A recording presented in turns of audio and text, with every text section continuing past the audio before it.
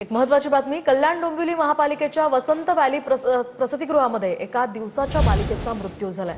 डॉक्टरांच्या हलगर्जीपणामुळे चिमुकलीचा मृत्यू झाल्याचा आरोप तिच्या नातेवाईकांनी केलाय। तर मृत्यूची माहिती 2 तास लपवल्याचाही नातेवाईकांचा आरोप आहे। त्यानंतर नातेवाईक आणि शिवसेना पदाधिकाऱ्यांकडून रुग्णालयात गोंधळ घालण्यात आला। या संदर्भात कल्याण खडकपाडा पोलीस ठाण्यात गुन्हा दाखल तिथे बेबी होता, तिथे तुमचा स्टाफ होता? आमचा स्टाफ हो इथेच असतो नहीं नहीं बेबी तिथे आता तुम्ही बोले वार्ड मध्ये असतो। एक पण होते वार्ड मध्ये कोई नहीं थे, सब लोग सोने चले गए थे। इथे पण पेशंट रात में कोई नहीं था। 10:30 बजे के बाद आन्सर नाही भेटले मी करतो। जर चला अपेक्षा असेल ए चलो तर तुम्हाला तेवढा ॲडिक्वेट स्टाफ द्यावा लागेल ना। कुठला इथे कळलं पाहिजे ना।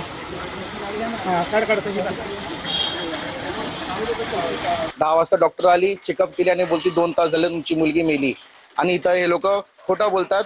तिथं लिहून कागदावर लिहून दिलं पोलिसला की मी 9:28 ला मी येऊन चेकअप केली ना। माझ्याकडे व्हिडिओ प्रूफ आहे की ते लोक चेक वगैरे काही पण नाही केले, कुठलाही उपचार वगैरे काही पण नाही केला आणि ते लोक फक्त खोटं बोलतात। आणि माझी एवढीच माग आहे की मला याच्या संदर्भात मला कारवाई करून पाहिजे प्लीज।